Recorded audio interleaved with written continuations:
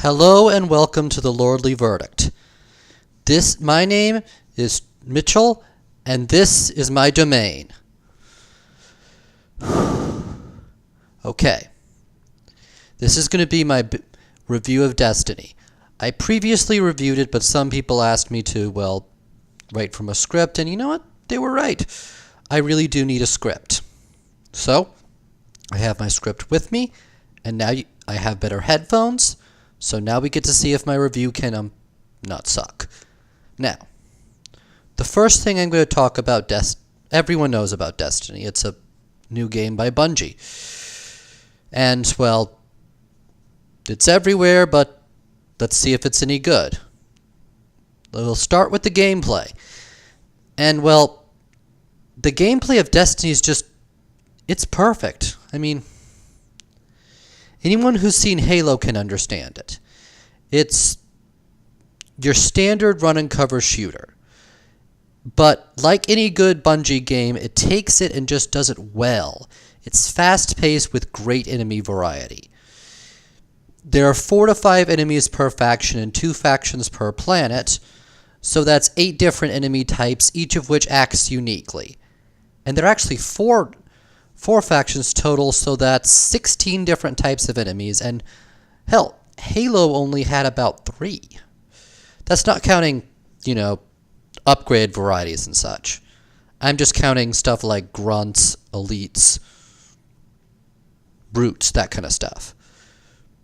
A lot of times the standard enemies, your elite equivalents, are going to have multiple variations to add extra ones. Battles are mostly rushing from cover to cover, keeping shields recharged. It never feels like a pop-and-cover game where you just poke out, shoot, get back in. Your shields recharging provides you with heft to you. You don't feel like you're ever stuck and going to die if you leave cover. Furthermore, enemies are actually smart enough to try to flank you, at least when they have the opportunity. It feels just like Halo and plays just like Halo, but in a good way. Anyone who's played Halo can get familiar with it. There are some changes. Instead of collecting grenades, they're counted as a special, and you've got 3 specials to use. They make it a lot closer to Borderlands, and especially with the loot drops and the menued loots, it feels like it's Halo with a mix of Borderlands. The specials provide that nice little bit of extra stuff and sort of the twist. Every game needs a good hook, that's its hook. And while you can only use 3 specials at a time, you can customize to give you different options. Generally, though, only the grenades can really be customized with trip mines, inferno grenades, flash grenades, that kind of stuff. Now, unlike other games, you can switch out your weapons mid-battle from the menu.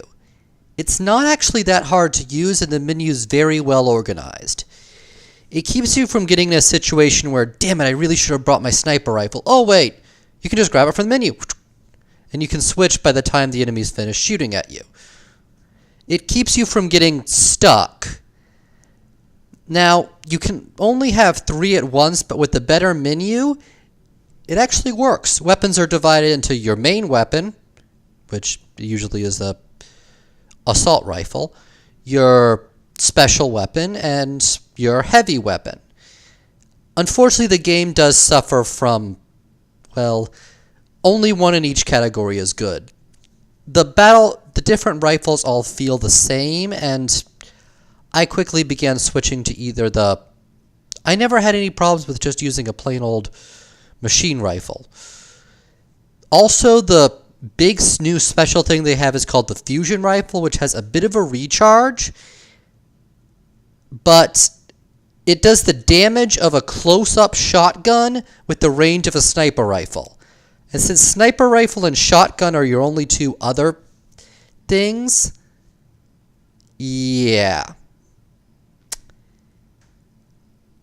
it's overpowered. If you want to snipe, you can just use that. And if you ever want to use a shotgun, they suck. They got over-nerfed, and the damage drop-off's too high. By the time you need it, the enemy's already in melee. you're better off just punching them in the face. The game does suffer a little from the MMORPG format. Not that it's multiplayer or anything, it's just the sheer way it's designed. There's so much leveling that, well, it feels a bit bloated. I wouldn't complain about having this much gameplay, but it peaks out at about level 10 when all 3 specials are unlocked. I'll talk about it more in character customization. But to put it another way, yeah, cool stuff happens at level 20 and on the New Game Plus, but by then you've beaten the game. I've heard a lot of people say, oh, the real fun starts in New Game Plus. The real fun starts in New Game Plus. That's another way of saying it's not fun until you play the whole game over again.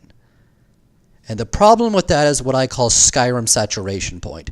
The point at which you realize, wait, I've been doing the same thing for the last 70 hours, and nothing's really happened with it. I will say this. Multiplayer's awesome. The raids and the strikes are awesome. They're well designed, and I have no complaints about them.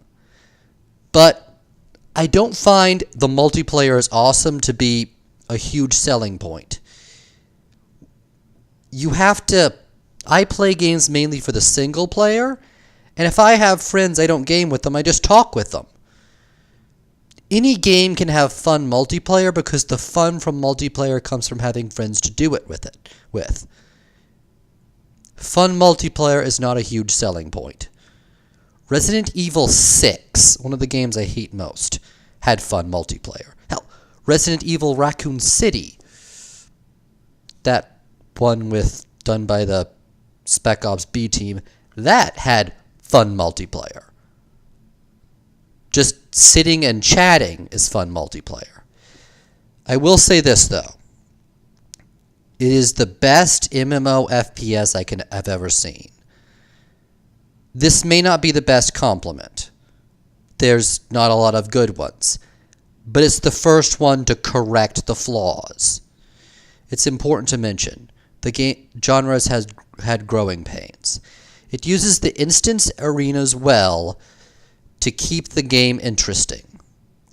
You don't have to worry about kill-stealing nincompoops. That's one of the things that just killed Elder Scrolls Online. It's a lesser problem in Defiance and definitely a problem in Freefall.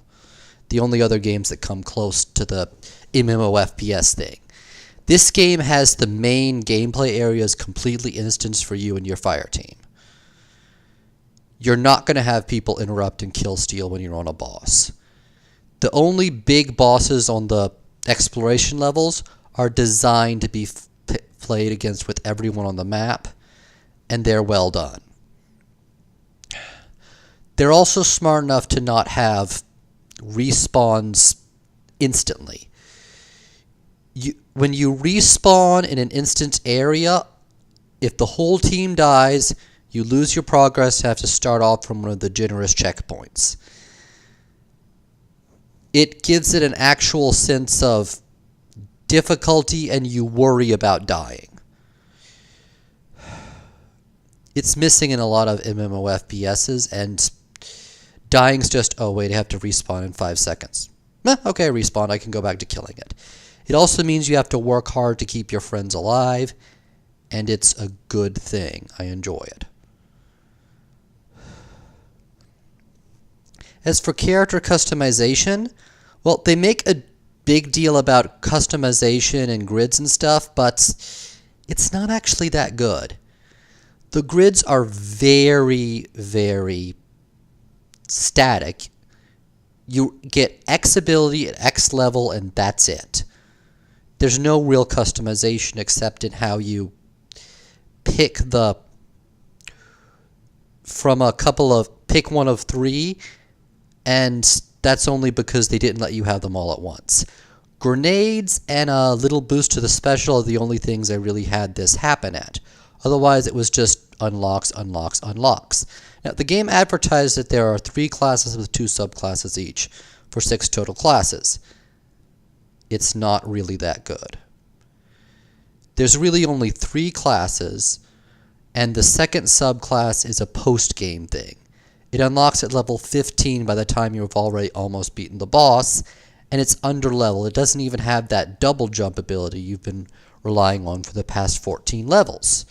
The player has to retrain grind for all the basic skills, and by then they've beaten the game. It's designed for playing in the post-game, and Legendary and Heroic. Oh, wait. See that previous thing I mentioned about, New Game Plus, it's only fun then? That's it. And by the time the New Game Plus comes along, you're either into the game or tired of it. And I, for one, got tired of it. If there was a good story, it would have more to keep people interested, but there's not. It's a beautiful setting, but it doesn't go anywhere. They introduce a lot of neat characters, the Speaker, the Witch, and then they don't do anything. The setting itself is beautiful. It's very archetypal. It's like a fairy tale. Enemies are pretty much like orcs from Lord of the Rings. There's no personality to them except, grrr, arg, we want to kill everything. The enemy is a great darkness, and the heroes serve the light of the traveler. You've risen from the dead to be the world's last hope. It's beautiful and archetypal, and it feels like a fairy tale, as I said. But there's no depth to it. No characters have backgrounds. I mean, all the characters are one-scene wonders. They just come in, have one scene, and disappear. There's about 1 or 2 cinemas per planet, and there's only 4 planets. I mean, they give the shopkeepers some really cool backgrounds, but they're just shopkeepers. They don't even give you a real quest. The only quests come from the bounty guy, and his are just standard, kill X enemies. Here's your loot item, kill X enemies again. That's really all. There's nothing to tie it together. I mean, you've got the Speaker, this great guy who speaks for the traveler, but all he's there is to give you background information. He doesn't appear again until the finale, when he says, awesome job! You'll be a hero who will be remembered for all time. They've got this Queen of the Awakened and her evil advisor. They're pretty much one character in the same sense as Gollum and Smeagol. You've got the good person, and you've got the evil person giving the anti-advice. I mean, they're cool and mysterious and interesting, and they're just there for one scene. I mean, she's got Fallen, who are pretty much this game's orcs, on her side guarding her, and they never explain why. You've got the Stranger, who tells you about the real, true final boss, and we don't even know where she comes from, what she's doing. They're all cool, they're all interesting, and then they just don't do anything. The enemies have some really nice background information, but they don't have anyone who's really punchable. I mean, they have big boss enemies, but they come out of nowhere from a vacuum. They're just there to be killed. Yeah, there's a lot of info in the grimoire, except the grimoire's on the website and filled with a ridiculous amount of other stuff, including basic tutorial stuff, and none of it's in the game, so it comes across as irrelevant unless you're one of the lore hounds. I'd compare it to Warcraft, where even though there's a ton of lore in the manual, when the lore becomes important, they introduce it in the game. Instead of becoming anything interesting, it's just, oh, hey, so that's what that guy I killed 20 minutes ago was. It would have been really cool to know that before I killed him. It doesn't build the people up so it feels like a crowning moment of awesome. I compare it to Warcraft, where when they had...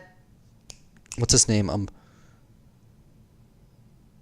Crap, I completely forgot the guy's name.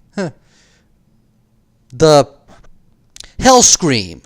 When they had Hellscream kill Minoroth, you get a feeling of awesomeness. Minoroth is the guy who cursed the orcs. You see Hellscream fall and become cursed once again. You understand that Minoroth is a guy who's doomed an entire race. He's evil. He's done evil stuff on screen. Hell, Call of Duty Ghost has it better. Riley kills your hero's dad. It's cliche, but at least once it says, okay, this guy has done something. I can hate this guy. I want to punch this guy in the face. It does it badly, but at least it does it. You get to see the enemies nuke the town. You don't get to see human civilization fall. The only place you're not shooting things is in the last city. I mean, you find your own AI, a war mind from the game, who's incredibly awesome, and all he does is enable you to go to the moon. He has no dialogue, nothing to set him up. It comes across as an anticlimax. Like, so, what reward do I get? Oh, I just get to go to the next level, and, I didn't even push the fallen off of Earth. I didn't poopy. Honestly, this game just isn't meant to stand on its own. It's not meant to be complete. From a gameplay and standpoint, it's complete and it's not a beta. But it feels like it's just a demo. It's just meant to show this is the setting. When we get the real game, you're going to love this. It's to prepare the player for the expansions and the updates. It's a great world, but is it worth $60? I'm going to have to say no. No, it is not. It's not worth $60. From a technical, is it fun standpoint, it's a 5 out of 5. From a, could I have just rented it? No. This game breaks my rating scale. I'm not going to bother rating it. It's just pure and simple. If you're going to be addicted to the multiplayer, it's a 5 out of 5. Buy it right now. If you like level grinding and such, it's a 5 out of 5. Buy it now. If you don't, it's a 3 out of 5. Rent it. Rent it first unless you know this is the game you want. Anyone who's ever played Call of Duty will love this game. If you're not a big diehard MMO fan, don't buy it, rent it. However, for recommending whether you rent it or not, it's a 5 out of 5. But I can't recommend buying it unless you're the target audience. So that's the lordly verdict. Rent it, don't buy it unless you're the target audience. Come back soon. I hope you watch my next video.